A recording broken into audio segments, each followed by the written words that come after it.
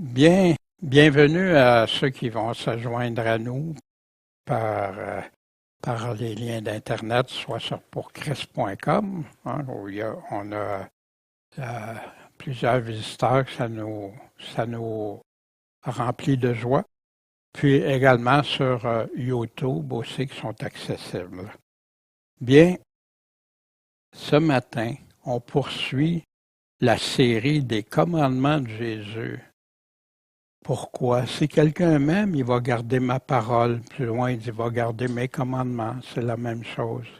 Celui qui ne m'aime pas, garde pas mes paroles. Puis cette parole-là que vous entendez, c'est pas de moi, mais du Père qui m'a envoyé, de Dieu, le Père même. Puis, mais comment comprendre les paroles? Jésus nous a donné beaucoup d'enseignements, de riches, de beaux enseignements. Puis il a choisi ses apôtres pour nous expliquer, nous donner, nous montrer des exemples de mettre en pratique ces commandements. Fait que ce matin, on va aller regarder la lettre de Paul aux Philippiens, à ceux qui étaient dans la ville de Philippe. Mais avant d'aller plus loin, j'aimerais demander à Michel de venir nous lire le psaume 1.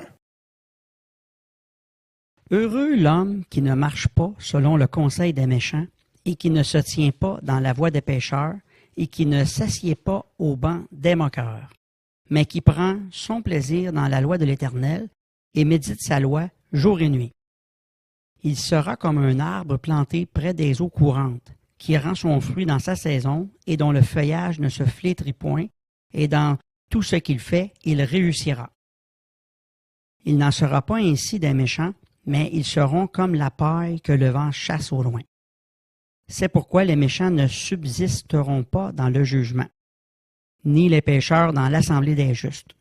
Car l'Éternel connaît la voie des justes, mais la voie des méchants périra.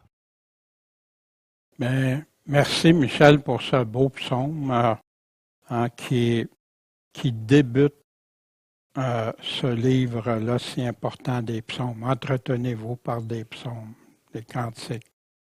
Et dans ça, on retrouve le sens même de l'Évangile. Heureux ceux qui ne marchent pas selon le conseil des méchants, qui ne se tiennent pas, qui ne vont pas sur la voie des pécheurs, qui ne sont pas avec les moqueurs, mais qui prennent leur plaisir dans la loi de l'Éternel. Pour nous, la loi de l'Éternel, c'est la loi de Christ.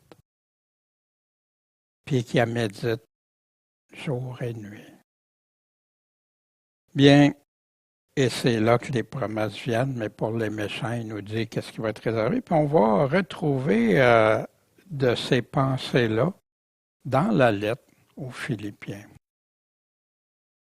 Mais avant, la 22e partie, on avait vu aux églises d'Éphèse, Paul qui parle à des chrétiens qui sont en Jésus-Christ, ceux qui vivent la vraie foi chrétienne, qui marchent dans la fidélité et la sainteté. Puis il leur explique comment un chrétien doit vivre pour être en lui. En lui revient, on l'a vu, c'est rempli en Christ, en lui. Être avec lui, c'est rempli dans cette lettre-là. Comment être un vrai fidèle, puis un vrai saint, puis être en Jésus-Christ. Paul nous a expliqué clairement la différence entre la vie selon le monde, puis maintenant, pour ceux et celles qui sont en Jésus-Christ. C'est deux mondes totalement séparés. Paul aussi nous a aidé à comprendre la grande espérance, mais de qui elle vient, cette espérance-là? Ce n'est pas des hommes, pas de nulle part ailleurs que Dieu, le Créateur même, qui a promis pour ceux et celles qui vont lui être fidèles et saints. On a vu aussi Paul qui nous a parlé du coût pour Dieu le Père, comment ça lui a coûté d'envoyer son Fils pour nous permettre d'avoir accès à son royaume. Paul est très clair, c'est le seul moyen prédéterminé que Dieu a décidé de l'avance, qu'a déterminé pour nous permettre d'être sauvés. Seul Jésus-Christ peut nous sauver et nous délivrer. Puis c'est pour ça qu'il parle au reste de sa lettre l'importance de lui être fidèle et saint. Il nous demande de croire en lui et le suivre. Puis croire en lui, c'est croire tout ce qu'il nous a dit. Dans toutes les œuvres qu'un chrétien fait doivent l'être selon Jésus-Christ, pas en dehors de Jésus-Christ. Des œuvres préparées d'avance. Paul n'a jamais parlé contre les bonnes œuvres que le Seigneur nous demande de faire, de mettre en pratique ses commandements en font partie, mais je ne serai jamais sauvé par des œuvres. Seul Jésus a payé le prix. Mais Jésus lui-même qui a payé le prix, il me demande de le suivre fidèlement et de vivre par la foi en lui. Avoir la foi, quelqu'un te dit ça, ben tu l'écoutes. La foi et l'obéissance sont toujours ensemble dans le Nouveau Testament. Pour lui, puis avec lui. La vraie foi. Puis, sommes-nous prêts pour le combat?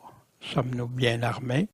Ben, Paul nous donne la façon de l'être par l'armure du chrétien. Aujourd'hui, bien, on va examiner les commandements de Jésus que Paul enseigne et met en application aux chrétiens de Philippe. Mais on se souvient, il y a une phrase très célèbre que à peu près tous les chrétiens connaissent, sinon tous les chrétiens, puis qui ont cité souvent, mais souvent malheureusement hors de son contexte. Et réjouissez-vous toujours dans le Seigneur. On va voir le contexte de ça. Dans le livre des Actes des Apôtres, il s'agit d'une église que Paul a fondée vers l'an 52, quand le Saint-Esprit les a envoyés en Macédoine plutôt que l'Asie. Le Saint-Esprit les a empêchés d'aller en Asie, mais pour aller en Macédoine. Fait qu'ils ont obéi. Puis c'est là que, dans cette église qui est fortement persécutée, comme les églises en Macédoine l'ont été, on va voir Thessalonique, on verra d'autres aussi. Puis, pendant son voyage, c'est là dans cette lettre, c'est-à-dire dans les Actes, que Paul rencontre des femmes qui allaient prier. À chaque sabbat, il allait sur le bord de l'eau prier, puis tout ça, près du bord de l'eau. Puis dont Lydia, qui s'est convertie au Seigneur.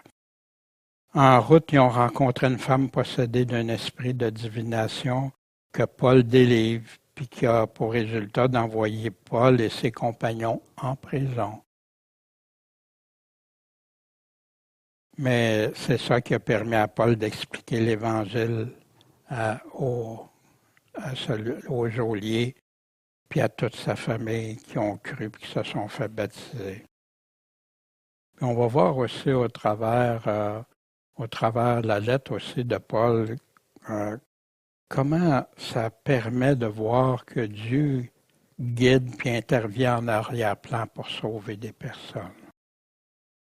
Puis des fois dans des choses que l'homme ne comprend pas toujours, ne voit pas ou ne désire pas, mais que Dieu sait où il s'en va puis qu'est-ce qu'il fait.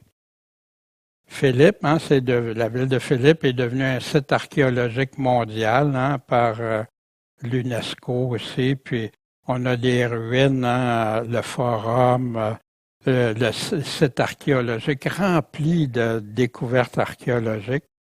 Puis ça se situe au nord-est de la Grèce, dans la région de Macédoine orientale. Puis c'est près du village turc de Filibergic. Mais Philippe n'existe plus comme tel, mais est devenu un site connu, reconnu et voyagé souvent pour ses ruines. Allons voir le tout début de l'église de Philippe. Mais juste avant, Seigneur Tout-Puissant, puisses-tu nous diriger à bien comprendre, à bien saisir pourquoi tu nous as laissé ça, Seigneur, pourquoi on a besoin d'être guidé, éclairé par tes paroles, puis qu'on puisse grandir ensemble avec tout.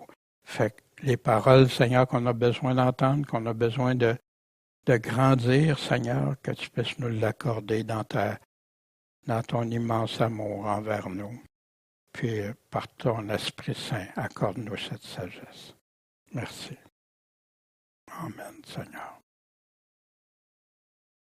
Fait que, ce qu'on parlait tantôt, quand ils ont été près de la rivière, où ils faisaient la prière, c'est intéressant, nous parlions aux femmes. Des fois, on entend parler ça comme si ils parlaient pas aux femmes, c'était comme, non, Paul, même on décrit Paul des fois avec des qualificatifs. On parlait avec les femmes qui étaient assemblées. Puis il y a une femme qui s'appelait Lydie ou Lydia, de la ville de Thyatire. La ville de Thyatire, c'est une des 7 églises auxquelles Jésus s'adresse dans le livre de la Révélation. C'est une marchande de pourpre, mais qu'est-ce qu'elle avait? Elle craignait Dieu, puis elle écoutait. Tu crains Dieu, t'écoutes, un peu comme quand Pierre a été rencontré Corneille, homme qui craignait Dieu, qui était prêt à écouter. Bien, qu'est-ce que Dieu a fait? Dieu lui a ouvert le cœur pour faire attention aux choses que Paul disait. Quelles choses que Paul disait, vous pensez? Les paroles de Jésus-Christ, son évangile, bien sûr. Puis, quand elle lui était baptisée avec sa famille, parce que sa famille aussi a cru. Amen, amen. Puis là, elle les a priés. Si vous m'avez jugé fidèle au Seigneur, rentrez dans ma maison, puis venez y demeurer. Puis elle nous obligea. Venez, vous-en, on ne voulait pas être laissé partir. C'est souvent le cas quand on se convertit, puis quelqu'un nous a conduits vers le Seigneur. On veut tellement passer du temps avec eux autres, on veut tellement en connaître d'autres. Puis, comme il s'en allait à la prière, on recule, une servante qui avait un esprit de python qui procurait un grand profit à ses maîtres, elle faisait ça en devinant avec cet esprit-là. Fait qu'elle a suivi Paul, puis et nous autres, elle s'écria en disant, ces hommes sont des serviteurs du Dieu très haut qui vous annoncent la voie du salut. Pas de mensonge dans ça, pourtant c'est un autre esprit, mais pas de mensonge, elle disait la vérité. Comme le malin, des fois, peut dire la vérité, mais après ça, pour entraîner ailleurs. Puis elle a fait ça pendant plusieurs jours. Imaginez, tu t'en vas pour évangéliser, puis tu as quelqu'un qui crie comme ça. Puis en plus, ça représente quelqu'un qui a un esprit, un autre esprit. Fait que Paul en était importuné, puis il s'est retourné, puis il a dit à l'esprit, pas à la femme, à l'esprit, je te commande au nom de Jésus-Christ de sortir de cette fille. Puis elle a été libérée instantanément. Mais là, quand ses maîtres ont appris ça, il était en colère contre Paul, puis là, ils l'ont accusé. Fait que finalement, Paul et ses compagnons ont été jetés en prison après qu'il ait été battu. Puis ils ont ordonné aux geôliers de les garder sûrement. Puis là, dans la prison, ils ont attaché leurs pieds, les entraves.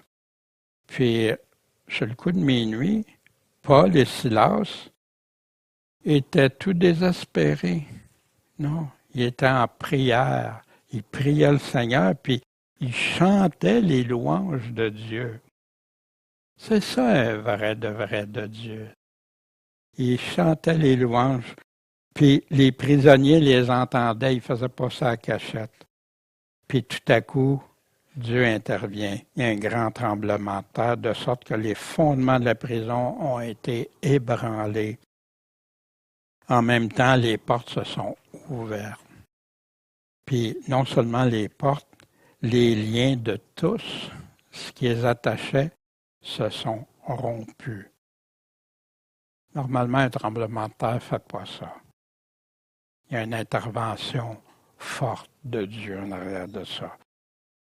Puis là, bien, le geôlier, lui, qui se réveille, puis il voit les portes ouvertes, prend son épée, il veut se tuer parce que c'est grave. Là, il sait qu'il va passer un mauvais quart d'heure sous l'emprise romaine. Puis Paul intervient, oh, fais-toi pas mal. Puis le geôlier, en tremblant, se jette aux pieds de Paul et Silas. Puis il leur dit, Seigneur, Seigneur au pluriel, que faut-il que je fasse pour être sauvé? Parce que pour lui, il les appelait Seigneur ceux qui avaient arrêté avant. Là, il a vu la chose incroyable se produire. Puis là, même, il allait s'enlever la vie. Puis Paul, au lieu de... Paul intervient. Et tous ceux qui étaient dans sa maison, qu'est-ce qu'ils ont fait? Ils ont annoncé la parole de Dieu. Ils ont dit, crois au Seigneur Jésus et tu seras sauvé, toi et ta famille. Puis le moyen, c'était toujours juste avec la parole de Dieu, la parole du Seigneur. Puis, il les a pris avec lui. Puis à cette même heure de la nuit, le geôlier a lavé leurs plaies, puis a aussitôt été baptisé, lui et tous les siens, parce qu'ils ont tous cru, ils ont tous accepté. Le geôlier n'était pas tout seul, c'est pour ça qu'ils ont dit, toi et ta famille seras sauvés. Ils ont cru, puis se sont fait baptiser. Puis le lendemain, puis juste avant, c'est sûr, cet homme-là se réjouissait de ce qu'il avait cru en Dieu, avec toute sa famille. Quelle bénédiction! Fait que le lendemain, il envoie des personnes informées de relâcher Paul et Silas. Puis Paul lui dit non, vous avez fait ça publiquement. C'était pas en secret, vous allez nous délivrer publiquement, pas en secret. Puis Paul était prêt. Paul, le Seigneur lui avait déjà dit qu'il était pour comparaître devant les Césars, devant des autorités pour annoncer l'Évangile. Fait que Paul était rempli. Puis ça nous permet de voir comment Dieu guide, intervient en arrière-plan pour sauver des personnes, délivrer ceux qui lui appartiennent. Puis ceux qui lui appartiennent le louent, lui rendent honneur, lui rendent gloire, puis se confient en lui. Même se réjouissent. Souvenez des apôtres, ils étaient tout heureux d'avoir été jugés dignes de recevoir des coups au nom du Seigneur. La joie. Fait que Paul introduit sa lettre à Philippe, aux Philippiens. Paul et Timothée, Timothée qui était fidèle compagnon de Paul, serviteur de Jésus-Christ. Là, il ne se présente pas comme apôtre, comme serviteur de Jésus-Christ. À qui? À tous les saints en Jésus-Christ. Encore ceux qui sont en Jésus-Christ, qui sont à Philippe. Puis aussi aux évêques, aux diacres, que la grâce et la paix vous soient données de la part de Dieu et de Jésus-Christ, notre Seigneur. Puis, il lui dit comment il se souvient d'eux autres, qui prient toujours pour tous.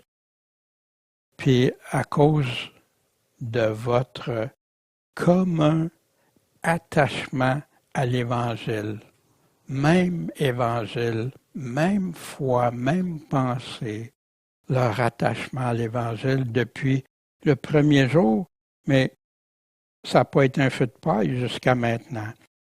Persuadé que celui qui a commencé en vous cette bonne œuvre en poursuivra l'accomplissement jusqu'à quand? Jusqu'au jour de Christ, jusqu'à son retour.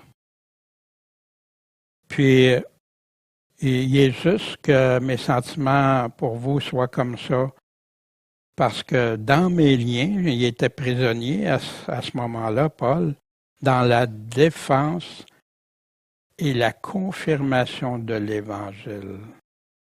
Paul est un défenseur de l'Évangile. Ce que je demande à ceux qui l'aiment si profondément, c'est que votre amour augmente de plus en plus en connaissance et en toute intelligence. Il y en a qui pensent que la foi, c'est du mystique et tout ça. Non, non. Et Dieu nous parle, Dieu se sert, nous donne la sagesse pour qu'on comprenne et tout. Pour discerner la différence des choses. Dans quel but discerner, hein? Parce qu'il y en a beaucoup qui peuvent discerner plein de choses, mais dans le but d'être pur et irréprochable pour le jour de Christ, pour l'avènement du Seigneur, étant rempli par qui? Par Jésus-Christ. De quoi? De fruits de la justice à la gloire et la louange de Dieu. Porter les fruits de justice du Seigneur. On voit ici à qui il s'est établi, il s'est adressé, pourquoi il était établi fortement, il était attaché à l'Évangile. Puis comment être prêt au jour de Christ. Puis dans les commandements de Jésus, croire dans la connaissance de Jésus, c'est ce que Jésus nous demande tout au long de son évangile, d'écouter ses commandements, ses paroles, de porter du fruit de justice en lui. Sans moi, vous ne pourrez pas porter de fruit. Et Paul a un objectif. Par contre, frère, je veux que vous sachiez que qu'est-ce qui m'est arrivé, hein? Ces persécutions, ces tribulations que Paul vit, puis qui est encore en prison, a plutôt contribué au progrès de l'Évangile. C'est son objectif à Paul. Puis en sorte que mes liens sont devenus célèbres par Christ partout, puis que la plupart des frères en notre Seigneur, étant encouragés, osent annoncer la parole plus hardiment et sans crainte. Ben, regarde, Paul, lui, s'est fait arrêter, puis nous autres aussi, on veut parler du Seigneur. Ça, il n'est pas mort encore, parce qu'il y en a qui avaient peur de la mort au début. Puis il y en a aussi que quand ils voient qu'une influence d'un chrétien solide, ça les influence à devenir solides, puis à être droite. Puis il annonce plus hardiment, sans crainte. C'est vrai qu'il y en a quelques-uns qui vont prêcher Christ par envie, puis disputent, mais d'autres le font avec bienveillance, pour le bien, de la bonne façon. Puis, il y en a qui annoncent Christ dans un esprit de dispute, pour se chicaner avec les autres. Puis, il y en a d'autres, puis non purement. Puis, ils pensent ajouter de l'affliction à mes liens. Hein, que ça va affecter Paul. Fait qu'ils font tout ça dans un bon sens? Non, pas du tout. Mais les autres le font par amour, par affection, sachant que je suis établi encore pour la défense de l'Évangile. Ben, que ce soit par un zèle apparent, avec sincérité, quelque manière que ce soit, Christ est annoncé. Ça, c'est comme, il y en a plusieurs qui ont été conduits au Seigneur par des gens qui ne sont même pas sauvés, qui ne sont même pas nés de nouveau, mais qui ont attiré les personnes vers Christ à les lire. Ben oui. Ça veut-tu dire qu'ils vont être sauvés? Non. Il y en a plein là que tu vois des témoignages que les personnes parlaient de Dieu, mais pas de Jésus-Christ, pas de repentance, pas de ça, mais qui ont été intéressés puis ont commencé. Puis Christ se fait connaître. Fait qu'ici, je m'en réjouis, je m'en réjouirai encore.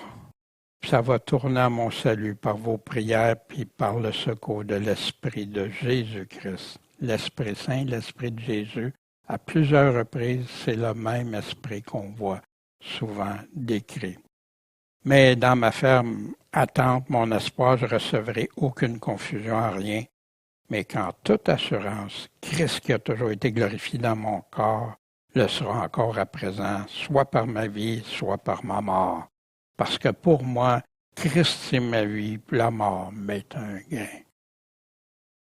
Le mot défense ici, c'est apologia, d'où sort, quand on dit l'apologétique, ben c'est la défense de l'Évangile. Il y en a qui disent non, il ne faut pas défendre l'Évangile, mais Paul le faisait. Paul défendait l'Évangile. Puis d'un commandement de Jésus, hein, qui nous rappelle, souvenez-vous de la parole que je vous ai dite, le serviteur n'est pas plus grand que son maître. S'ils m'ont persécuté, ils vont vous persécuter aussi. Mais s'ils observent ma parole, ils vont observer aussi la vôtre. Ce que moi j'ai donné comme commandement, ben, ils vont obéir au commandement des apôtres qui donnent au nom de Jésus. Paul qui était prêt à tout par amour, qui exhorte à combattre dignement et courageusement. Si je dois vivre dans la chair ou mourir, je ne le sais pas, je suis pressé des deux côtés. Puis, d'une façon ou d'une autre, ben, je suis persuadé que je vais rester encore avec vous pour vous exhorter, vous faire grandir. Seulement, conduisez-vous d'une manière digne de l'Évangile de Christ. Pour que je vienne vous voir ou que je ne sois pas là, que j'entende dire que vous persévérez, vous persistez dans un même esprit, le même évangile qu'au début il a parlé, à combattre le combat avec une même âme. Pourquoi? Pour la foi de l'évangile. Il y en a qui s'assemblent en unité pour combattre, mais c'est pas pour l'évangile, c'est combattre pour leurs idées qu'ils ont.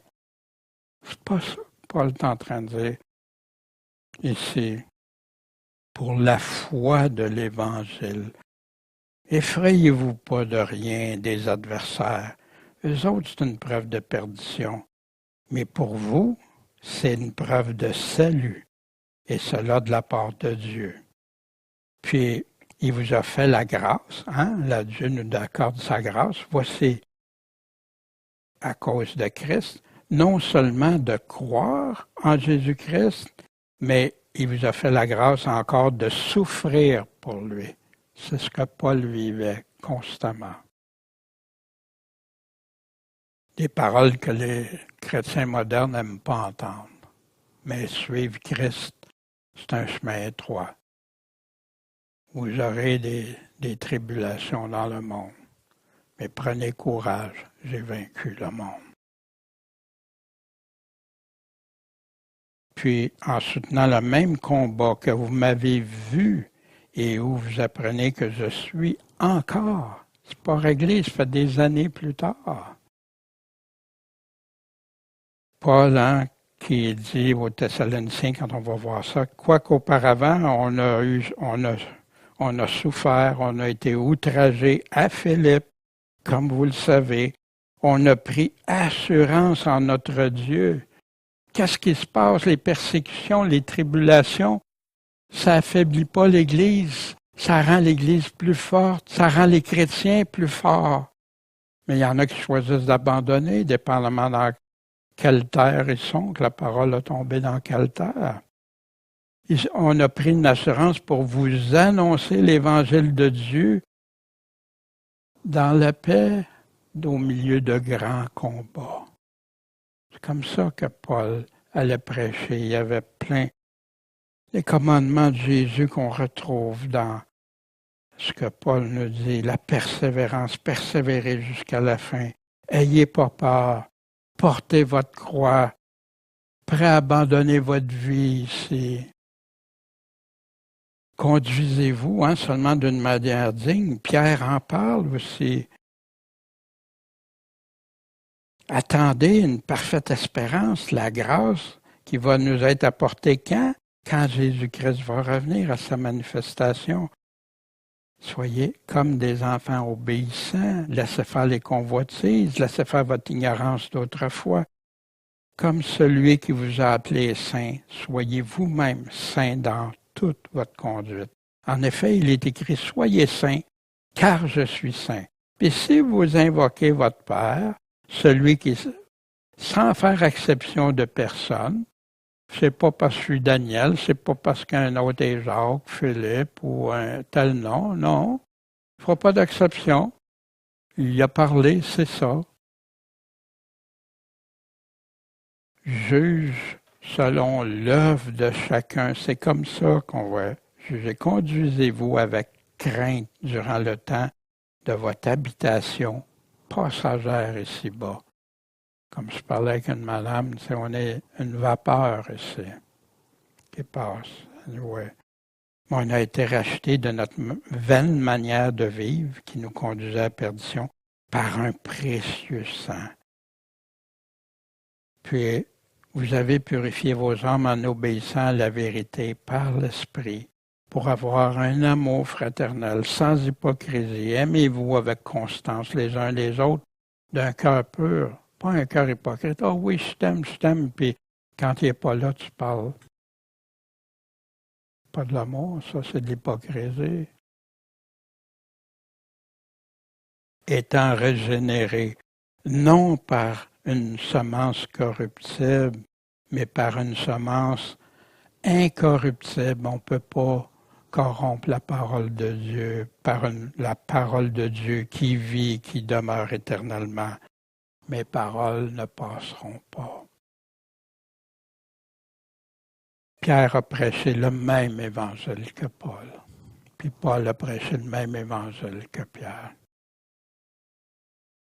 Quelle conduite on doit avoir jusqu'au jour de Jésus-Christ, soit à notre mort ou soit à la résurrection, la transformation. Être unis ensemble, mais selon Jésus-Christ. Fait que Paul ici va revenir, étant en bonne intelligence, ayez un même amour, une même âme, un même sentiment. Faites pas ça pour vous contester, pour se chicaner, pour faire ni vaine gloire, que tu te penses plus important parce que toi tu connais ça ou tu sais ça, mais que chacun de vous regarde les autres humblement, comme même plus excellent que lui-même. C'est comme ça que Paul enseigne ce que Jésus nous a dit d'aimer notre prochain. Ayez en vous, puis là il va nous dire, qu'est-ce qu'il veut dire par là? Ayez en vous les mêmes sentiments que Jésus-Christ, lequel étant en forme de Dieu, Dieu quand il est venu sur terre, n'a point regardé comme une proie à saisir d'être égal à Dieu. Ben moi, parce que je suis Dieu, fils de Dieu. Ben non, c'est pas ça qui était son intérêt quand il est venu. Il a revêtu la figure d'homme. Il est devenu semblable aux hommes, s'est abaissé lui-même. Puis il s'est rendu obéissant jusqu'où? Jusqu'à la mort. Mourir pour nous autres. Même jusqu'à la mort de la croix. Aussi Dieu l'a souverainement élevé, lui a donné un nom qui est au-dessus de tout nom, afin qu'au nom de Jésus, tout ce qui est dans les cieux, sur la terre, sous la terre, fléchisse le genou, puis que toute langue confesse que Jésus-Christ est le Seigneur. Puis ça, c'est à la gloire de Dieu le Père. Pourquoi on ne fait pas, là, se mettre à genoux dès maintenant, confesser, marcher en Jésus-Christ, être avec lui maintenant? La vie, ça passe vite. Reconnaître qui est Jésus-Christ. Hébreux 5, 8, 9. Bien qu'étant fils de Dieu, a appris l'obéissance par les choses qu'il a souffertes. Puis nous autres, on veut apprendre sans souffrance. On veut que ça nous tombe tout cuit dans le bec. Ayant été rendu parfait, complet, il est devenu l'auteur du salut éternel pour qui? Pour tous ceux qui font quoi? Lui obéissent, le suivent, obéissent à ses commandements. C'est répété partout au travers le Nouveau Testament sous différentes formes. Comme commandement de Jésus, or je ne prie pas seulement pour eux, que Jésus dit, mais aussi pour ceux qui croiront en moi par leur parole, par la parole des apôtres ici, afin que tous soient un, comme toi, ô Père, tu es en moi et moi en toi, afin qu'ils soient aussi un en nous. Être un. On peut-tu vivre une vie de péché, continuer de vivre dans le péché, continuer de vivre dans la désobéissance, de continuer de vivre dans le mensonge? pour être en Dieu? Non. Puis pour que le monde croie que c'est toi qui m'as envoyé. Les personnes devraient voir la différence. Aujourd'hui, les églises se conforment au monde, veulent ressembler au monde, alors que Jésus a dit le contraire. Séparez-vous du monde. Ouais, mais si on veut les attirer, Dieu est capable. Prie, fais comme les apôtres ont fait. Ils priaient que Dieu leur envoie des personnes. Puis quand ils ne priaient pas, Dieu leur envoyait des personnes quand même. C'est Dieu qui ajoutait. Je ne suis pas en train de dire de pas faire des actions pour évangéliser. Dieu nous place des personnes. On a tous des personnes à qui on peut rendre un bon témoignage d'être enfant de Dieu. Mais on va être haïs pour ça. On ne sera pas toujours aimé. Les gens n'accepteront pas toujours. Mais nous, Dieu nous demande d'être la lumière, d'éclairer les ténèbres. Le jugement de Christ, quand tout genou va fléchir, il parle pour le monde dans plusieurs places, mais il parle pour les chrétiens, vierges, folles ou sages, brebis ou bouc, fidèles ou infidèles. Jésus parle aux chrétiens ici. Paul va préciser le but de sa lettre. Mes bien-aimés. Il lui parle souvent comme ça, mes bien-aimés. Comme vous avez toujours obéi, pas juste quand j'étais là, mais encore plus maintenant, travaillez à quoi? Œuvrez, travaillez à votre salut avec crainte et tremblement. Si vous verriez le nombre de livres qui vient contredire ça, qui explique ça de toutes sortes de manières. Pourtant, Pierre dit la même chose, faites tous vos efforts. Jésus dit les tièdes qui vont les vomir de sa bouche, ceux qui restent neutres, celui qui n'a pas fait fructifier son talent. C'est rempli d'avertissements. Quand on est sauvé, on reste, c'est parce qu'on a reconnu Jésus comme le Seigneur de notre vie, qu'on marche avec lui, qu'on est en lui, qu'on marche de progrès en progrès pour lui ressembler de plus en plus. Mais non, ça, je suis sauvé maintenant, fait que je peux faire comme je veux. Oh, l'amour bannit la crainte. Mais oui, si tu as vraiment l'amour, tu faut obéir. Ceux qui m'aiment m'obéissent. Si tu as tout accompli, ben amen. Mais tu vas l'avoir fait sans la crainte de Dieu. Dieu ne veut pas nous terroriser. Dieu veut qu'on s'approche de lui avec amour, comme lui-même nous aime. Mais si tu ne l'aimes pas, tu le mets de côté. C'est un Dieu de sévérité aussi. Puis il se fait pas, on ne peut pas le tromper. Puis voici ce qu'il va dire. Parce que c'est Dieu qui produit en vous le vouloir et le faire. Tu ne dois rien faire pour être sauvé. Mais ce n'est pas ça que le texte nous dit, c'est le faire selon son plaisir. Faites, faire, agir, œuvrer, toutes choses sans murmure, sans dispute.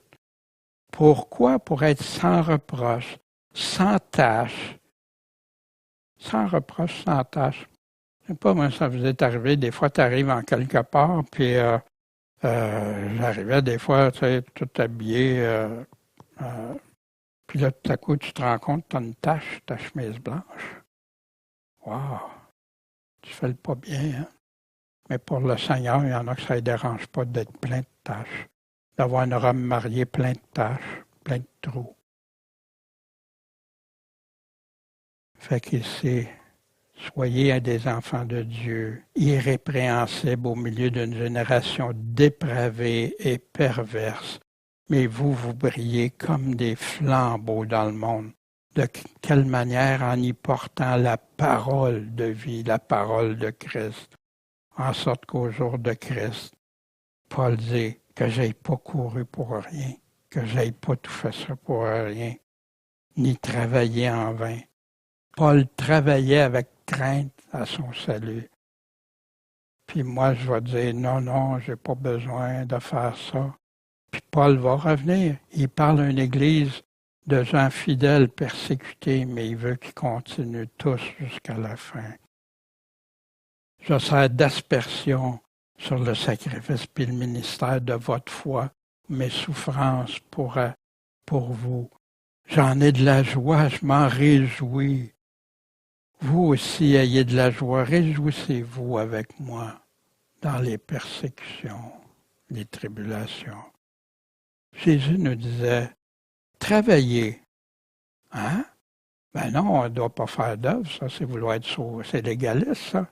Non, travaillez, mais pas pour la nourriture qui périt, mais pour celle qui demeure jusqu'à quand? Dans la vie éternelle. Ça ne tuera pas avec le salut, ça. Et que le Fils de l'homme vous donnera. C'est d'où doit provenir notre nourriture pour la vie éternelle? De Jésus seulement et ses apôtres qu'il a choisis. Parce que le Père l'a marqué de son sceau. Il a marqué Jésus-Christ. Celui-ci est mon Fils, écoutez-le. Mais qu'est-ce qu'on va faire pour travailler aux œuvres de Dieu? Hein, il faut travailler aux œuvres de Dieu? Ben oui. Jésus répond, c'est ici l'œuvre de Dieu. Puis il y en a beaucoup qui ont une très mauvaise interprétation de croire aujourd'hui. Mais l'œuvre de Dieu, c'est que vous croyez en celui qui l'a envoyé. Oui, je crois à Jésus. T'obéis-tu à Jésus? Ben non, ça c'est... Des fois, oui, je fais mon possible. Ces commandements, qu'est-ce que tu en fais? Ça, c'est être légaliste. Croire, c'est ça que tu définis comme croire. Wow! Grande va être la ruine de ceux qui n'écoutent pas, qui ne mettent pas en pratique ces paroles. Fait que croire, les églises auraient tellement avantage à expliquer. C'est quoi croire en Jésus? C'est quoi le croire? C'est quoi écouter? L'écouter. C'est quoi mettre en pratique? Voici ce que Jésus dit. Parce que Paul disait qu'il était joyeux, puis qu'il lui disait, vous serez heureux quand, à cause de moi, pas pour d'autres choses, à cause de moi, on vous dira des injures, on vous persécutera, puis qu'on va dire plein de fausseté sur votre compte de mal. Hein? Ben, soyez heureux. Pourquoi? Ben, il va nous le dire, parce que votre récompense sera grande dans les cieux, parce qu'on a persécuté les prophètes qui ont été avant vous. C'est la même chose.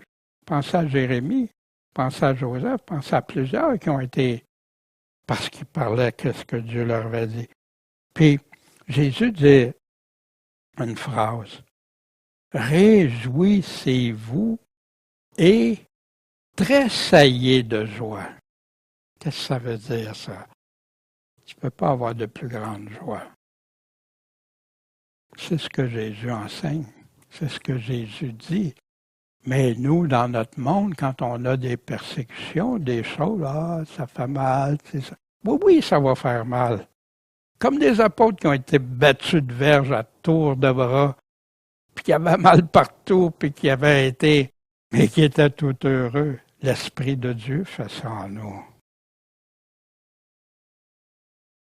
Une joie parfaite en lui. Et ici, Paul va leur dire qu'il espère envoyer Timothée bientôt, hein, parce qu'il les a à cœur, les Philippiens, puis il veut savoir comment ça va pour eux autres. Puis en même temps, un cœur de pasteur veut prier pour chacun, qu'est-ce qui se passe, qu'est-ce qui arrive, puis s'assurer. Puis là, il dit, j'ai cru nécessaire, j'ai envoyé Épaphrodite, mon frère, mon compagnon d'œuvre, mon compagnon d'armes, votre envoyé. Il est venu me secourir dans mes besoins. Puis, Épaphrodite a été désolé parce qu'il est tombé malade. Il n'était pas désolé d'être tombé malade, de près de mourir, Il était désolé que les Philippiens n'entendent parler et que ça leur fasse de la peine. Wow!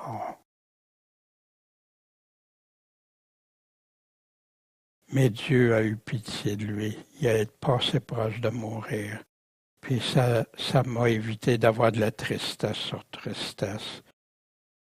Puis je vous l'ai envoyé pour qu'en le revoyant, vous ayez de la joie, puis que j'aie moins de tristesse. Parce que Paul avait de la tristesse pour les Philippiens. Recevez-le donc dans le Seigneur en toute joie, honoré de tels hommes, parce qu'il a été près de la mort pour l'œuvre de Christ. Il a exposé sa vie pour suppléer au service que vous ne pouviez me rendre vous-même. Des gens dédiés, des fidèles compagnons, prêts comme Paul à sacrifier leur propre vie par amour. Jésus nous enseigne ça. Il nous parle aussi d'être attention, soyez sur vos gardes, Philippiens, puis comment atteindre le but final. Réjouissez-vous dans le Seigneur. Je ne me lasse pas, quant à moi, de vous écrire les mêmes choses. Puis quant à vous, c'est votre sûreté, c'est votre assurance que je vous répète tout ça. Laissez-vous pas entraîner, démolir par tout ça. Prenez garde aux chiens, prenez garde aux mauvais ouvriers, prenez garde à la fausse circoncision. Soyez sur vos gardes, veillez, comme Jésus enseignait, d'être sur nos gardes. C'est nous la vraie circoncision qui servons Dieu en esprit. Puis, il parle des choses qui ne viennent pas de la loi de Moïse, hein, parce que Paul dit, moi, j'ai tout observé ça, si je pourrais me vanter de ça, mais non, je regarde ça comme des déchets même, comparé à la grâce que j'ai en Jésus-Christ. En comparaison de l'excellence de la connaissance de Jésus-Christ, mon Seigneur, pour qui j'ai perdu toutes choses. Je les regarde comme des ordures afin que je gagne Christ, que je sois trouvé en lui. Non pas ma justice, celle qui vient de la loi de Moïse, mais celle qui s'obtient par la foi en Christ. La justice de Dieu par la foi, que je connaisse Christ, puis l'efficace de sa résurrection et la communion de ses souffrances en devenant conforme à lui dans sa mort, pour parvenir, si je le peux, à la résurrection des morts. Non, je n'ai pas déjà atteint le but. Je ne suis pas déjà parvenu à la perfection, mais je cours avec ardeur pour saisir le prix. C'est pour ça aussi que Jésus-Christ m'a saisi. Je ne me persuade pas d'avoir saisi le prix, mais il y a une chose que je fais. J'oublie ce qui est derrière moi, les choses qu'il était avant de se convertir, la loi, pharisien, etc. Et m'avançant vers ce qui est devant, Jésus-Christ, je cours avec ardeur vers le but pour le prix de la vocation céleste de Dieu en Jésus-Christ, pour son salut. Quel commandement de Jésus on retrouve ici? Jésus, attention aux loups ravissants, vous les reconnaîtrez par leurs fruits. Veillez, attention, pas de doctrine étrangère, rien qui vient du mensonge. On est plus sous l'ancienne alliance, mais la nouvelle alliance, Jésus envers les tièdes qui n'auront pas été prudents, puis qui ne produiront pas les sans fruits pour Dieu, être humble comme des petits-enfants. Il y a plein d'autres commandements. Mais si je fais cet exercice-là avec vous autres, c'est vous faire réaliser, quand on lit les lettres, il y a plein de commandements de Jésus qu'il y a au travers ça. Il va parler de suivre le modèle. Donc, nous tous qui sommes parfaits, parfaits, complets, ayons ce sentiment. Puis si vous pensez autrement, Dieu va vous le révéler. Mais au point qu'on est rendu, marchons suivant la même règle. C'est quoi la même règle à suivre? Sinon Jésus-Christ. Ayons les mêmes sentiments. Soyez, mais Puis il y en a beaucoup qui disent, ben, tu vois, dans une église, il ne faut pas, absolument pas de contestation de rien. Fait que même si on sait que ça s'en va dans l'erreur, mais c'est pas de ça. Même sentiment en qui? En Jésus-Christ, c'est ce qu'il le répète, d'être en Jésus-Christ, selon l'Évangile. Pas d'autre chose. Mais il y en a beaucoup qui réussissent, au nom de l'unité et l'amour, à supprimer l'essentiel qui est Jésus-Christ et ses enseignements. Qu'est-ce qu'il nous a? Des enseignements ils disent, c'est ma parole qui vous jugera. Mais ils réussissent à tout enlever ça. Quelle tristesse. Beaucoup d'églises prêchent environ 10% du message de Jésus, puis ils reviennent presque tout le temps aux mêmes enseignements. Ils ne vont pas voir les autres enseignements parce que ça contredit leur théologie, leur pensée, leur théorie, leur façon, l'évangile qu'ils veulent croire, et non pas l'évangile véritable de Jésus-Christ. C'est triste. Et voici, soyez tous mes imitateurs, frères. Paul, comment il vivait strictement selon les enseignements de Jésus-Christ. Il les vivait, il les mettait en pratique, il subissait ce qui venait avec la croix, il portait sa croix, etc. Puis, imitez.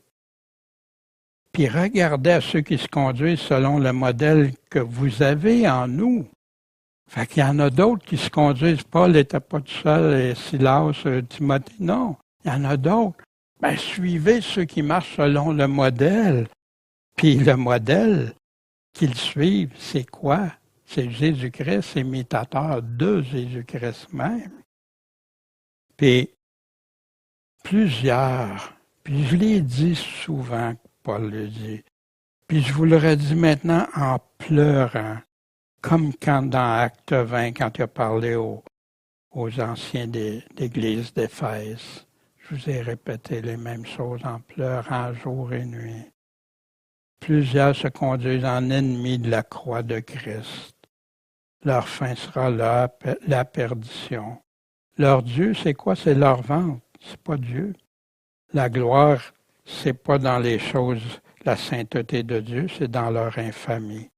Leurs affections sont pas envers Dieu, d'aimer Dieu de tout son cœur, mais aux choses de la terre. Nous sommes citoyens des cieux, d'où on attend aussi le Sauveur, le Seigneur Jésus-Christ, qui va transformer le corps de notre humiliation pour le rendre conforme au corps de sa gloire. Quand il dit à la dernière trompette, nous serons tous transformés avec le corps incorruptible, le rendre conforme au corps de sa gloire selon le pouvoir que Jésus a de s'assujettir toutes choses. Encore là, soyez parfaits comme le Père Céleste est parfait. Jésus nous dit ça. Ah, c'est impossible, c'est impossible. Non, essaye donc de comprendre avant qu'est-ce qu'il est en train de dire, avant de te rebeller contre ses propres paroles. Nous manquons contre les loups ravissants, ceux qui aiment mieux le monde, ceux qui ont l'amour du monde au lieu d'avoir l'amour de Dieu. Je viendrai vous chercher. La première résurrection, la transformation.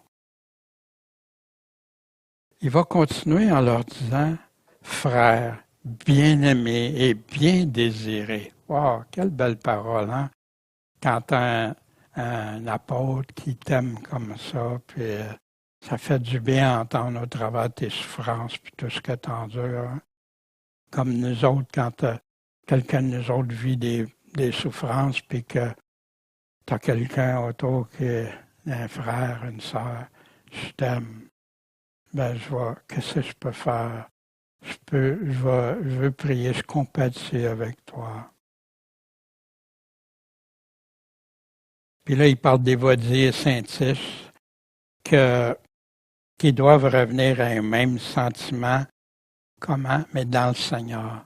Parce qu'il y a une rivalité, il y a quelque chose qui ne va pas. Puis je te prie aussi, fidèle collègue. Ah oui, il parle toujours au pluriel à l'Église. Il a parlé à tous les saints, les évêques et diacres.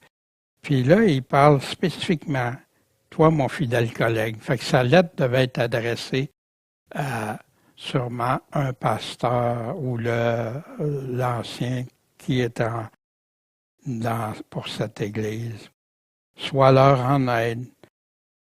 Ils ont combattu avec moi pour l'Évangile. Puis, mais là, il semble que ce soit égaré, ces deux-là. Aussi bien que Clément qu'on revoit dans les premiers chrétiens du début, qu'on a des écrits de lui. Puis mes autres compagnons de travaux, dont les noms sont dans le livre de vie. Fait que là, il dit, réjouissez-vous toujours dans le Seigneur. Je le dis encore, réjouissez-vous. On comprend-tu à qui est en train de dire ça, puis pourquoi? Ils sont dans la souffrance, ils vivent des choses que beaucoup ici, on n'a même pas connues. Réjouissez-vous. Que votre douceur soit connue de tous les hommes. Le Seigneur, il est proche. Inquiétez-vous pas de rien, mais en toute occasion, pas juste en temps ou quand ça exposez vos demandes devant Dieu. Comment qu'on expose nos demandes? Par des prières, des supplications, puis des actions de grâce, des choses qui font plaisir à Dieu. Et la paix de Dieu qui surpasse toute intelligence, c'est impossible à l'homme de comprendre, va garder vos cœurs et vos pensées en Jésus-Christ. C'est ce qui arrivait à Paul, puis c'est ce que Paul leur communique également. Puis au reste, que toutes les choses qui sont vraies, qui sont honnêtes, qui sont justes, qui sont pures, qui sont aimables, et celles qui sont de bonne réputation, puis s'il y a quelques vertus qui sont dignes de louange, parce qu'il y a des vertus qui ne sont pas dignes de louange, que toutes ces choses-là qui viennent d'écrire occupent vos pensées. Au lieu de penser à toutes sortes d'affaires puis toutes sortes de choses, c'est ça que vous devez penser, enfants de Dieu. Vous les avez apprises de moi, vous les avez reçues de moi, vous les avez entendues de moi, puis vous les avez vues en moi. Fait que c'est pas juste quelqu'un qui parle, c'est quelqu'un qui met en pratique, qui le fait. Puis faites-le. Encore le mot faire, qu'il y en a beaucoup qui n'aiment pas, mais faire, c'est ce que l'Évangile nous dit de faire. Faites-le et le Dieu de paix sera où? Avec vous. Quand tu as Dieu avec toi, le reste, là, le Créateur Tout-Puissant qui est avec toi, wow! C'est un passage de demeurer ferme dans le Seigneur, pas s'inquiéter, lui demander, puis prendre les choses vraies. Ce qui a rapport au commandement du Seigneur, demeurez en moi. Ceux qui ont le cœur pur verront Dieu. Ne pas s'inquiéter. Demandez, je vous donne ma paix, pas comme le monde la donne, je vous donne ma paix. Réjouissez-vous. Plein de commandements du Seigneur au travers de ce passage. Je me suis grandement réjoui dans le Seigneur parce que les Philippiens les sentiments pour Paul sont revenus là, et après avoir passé plein de souffrances puis de choses, des fois on oublie, ils sont revenus. Puis j'ai appris à être content dans l'état où je suis, dans l'abondance, l'abaissement, la disette, avoir faim, être rassasié. Puis, mais vous avez pris part à mon affliction, fait qu'ils l'ont aidé. Ils l'ont soutenu même quand il a été prêché à l'église à Thessalonique. Puis il dit, Vous m'avez aidé à 2 ou 3 reprises. Puis il dit, c'est pas que je recherche les dons. Je suis content d'avoir reçu ça, mais c'est pas ça. Ce que je cherche pas que vous me donniez de l'argent. Ce que je cherche, c'est que faire abonder le fruit qui doit vous en revenir. Parce que celui qui donne, Dieu aime celui qui donne. On a juste à penser à la veuve avec ses 2 petits sous. Puis, ce que vous m'avez envoyé, ça a été comme un parfum d'agréable odeur, un sacrifice accepté, puis agréable à Dieu. Puis mon Dieu va pourvoir aussi à tous vos besoins selon ses richesses, avec gloire en Jésus-Christ. Quel commandement encore? Pas s'inquiéter. Regardez les oiseaux du ciel, les lys. Il y a plus de plaisir à donner qu'à recevoir.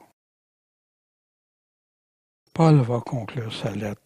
Or, à Dieu, notre Père, soit la gloire au siècle des siècles.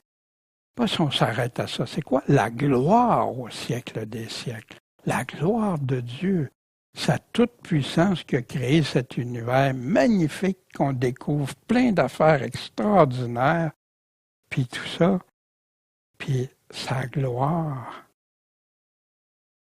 On ne peut pas s'imaginer comment il est un Dieu puissant. Saluer qui? Tous les saints en Jésus-Christ. On a vu la semaine dernière, c'est qui est en Jésus-Christ, puis qu'est-ce qu'ils doivent faire pour l'être. Les frères qui sont avec moi vous saluent.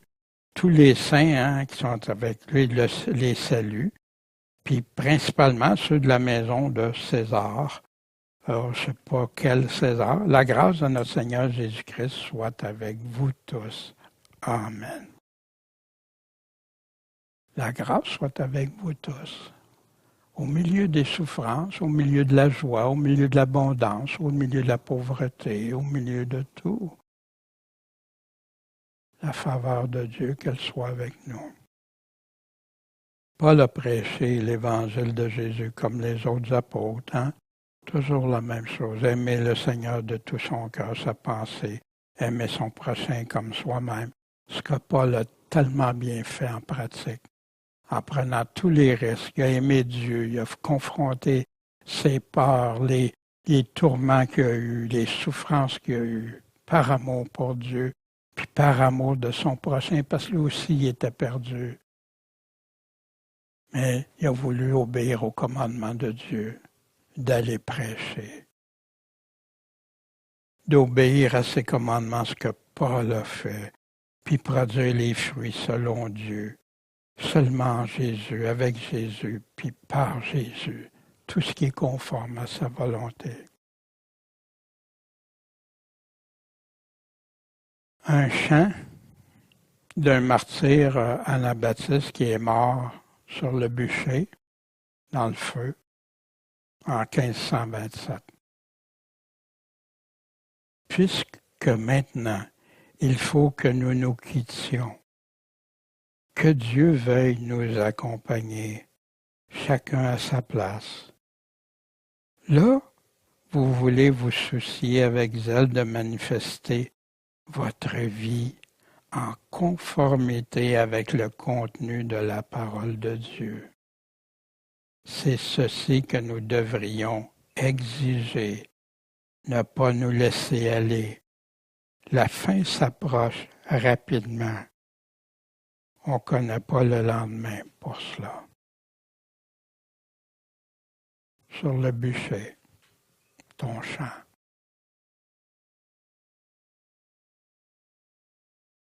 Est-ce qu'il avait bien saisi l'évangile de Jésus-Christ? Prêt à mourir? Mais mourir, il s'est même perdu sa vie, mais il ne se concentrait pas juste sur lui-même. Il se concentrait sur ses frères, ses sœurs.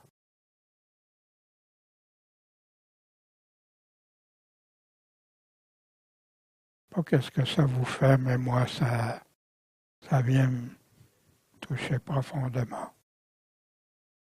Merci Seigneur pour ces hommes et ces femmes qui ont jamais eu honte de toi ni de tes paroles, qui ont voulu persévérer jusqu'à la fin. Puis Seigneur, puisses-tu en produire beaucoup d'autres. Seigneur, on veut veiller, prier. C'est toi qui nous donnes les forces quand on a besoin. Merci d'avoir donné des forces à cette personne. Béni sois-tu. Puis à des millions d'autres, Seigneur, à partir des apôtres, de ton propre Fils même, puis de tous les chrétiens jusqu'à aujourd'hui, quand on sait qu'il y a plus de 50 quelques pays où seulement pour dire que les personnes t'aiment, croient en toi, ça peut leur coûter leur vie ou tout ce qu'ils ont. Ah Seigneur, viens à notre aide, sors l'Église moderne, sors-les de ce piège du malin, Seigneur, emmène-les à toi, à te comprendre, à vouloir t'imiter, à vouloir vivre pour toi, que tu deviennes vraiment leur Seigneur et Sauveur. Merci Seigneur. Quel encouragement, quelle promesse, quelle espérance pour une Église fortement persécutée pour sa foi en Jésus-Christ. Paul lui a écrit aux Philippiens, c'était ça. Et qui d'autre que leur apôtre qui a souffert puis qui souffrait encore pour l'Évangile de Jésus, qui mieux placé pour les exhorter, les encourager, puis même se réjouir en Jésus-Christ au travers toutes leurs tribulations, autant à Paul qu'à eux. Oui, Dieu permet les tribulations envers le chrétien, depuis son propre Fils, ses apôtres, les chrétiens au travers des siècles, jusqu'à aujourd'hui. Mais il accorde la paix et la joie au travers des tribulations qu'on a à cause de Christ. Il donne une paix qui surpasse toute intelligence que, humainement, tu essaies de comprendre, que les psychologues, n'importe qui essayerait de comprendre, ça dépasse leur entendement. C'est le Créateur, celui qui donne la vie, qui est capable de donner ça.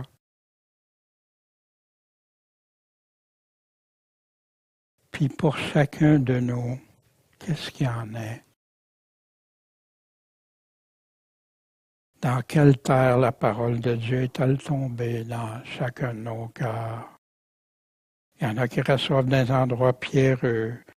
Ils entendent la parole, c'est avec joie, mais ils n'ont pas de racines. Ils vont avoir la foi pour un temps. Puis quand l'épreuve arrive, ils se retirent. D'autres parmi les épines sont ceux qui ont entendu la même parole, mais qui s'en vont la laisser étouffer. Comment? Parce qu'ils s'inquiètent. Les Philippiens auraient pu être pleins d'inquiétude. Il y en avait sûrement, mais Paul répondait à ça. Puis il leur disait quoi faire. Par les richesses, les voluptés de cette vie. Je partageais ce matin que moi j'ai quelqu'un de proche, puis que les choses du monde avaient... Puis ça fait étouffer la parole. Les richesses, voluptés de cette vie, de sorte qu'ils ne portent pas de fruits qui deviennent matures. Donc, un fruit mature, selon Dieu, ça vaut quoi? Mais ce qui est tombé dans une bonne terre, ce sont ceux qui, ayant entendu la parole, avec un cœur honnête et bon, puis c'est ce que je souhaite pour chacun, pour tous, pour ceux qui écoutent, aussi de est-ce que tu écoutes avec un cœur bon, honnête, puis que tu retiens les paroles que Paul nous a données ce matin, qui confirmaient les paroles de Jésus, puis la retenir, pas la laisser partir, puis porter du fruit avec persévérance. Puis dans le qui nous dit que celui qui est dans la bonne terre entend, comprend la parole de Dieu, la met en pratique et porte beaucoup de fruits. Est-ce qu'on se réjouit ou est-ce qu'on murmure. Paul enseignait aux Philippiens de se réjouir malgré toutes circonstances. Puis que Dieu nous accorde cette grâce à nous aussi. Puis de savoir c'est quoi le vrai évangile, toujours. À la gloire de notre Seigneur. Réjouissez-vous toujours dans le Seigneur. Amen. Merci de votre patience et de votre attention.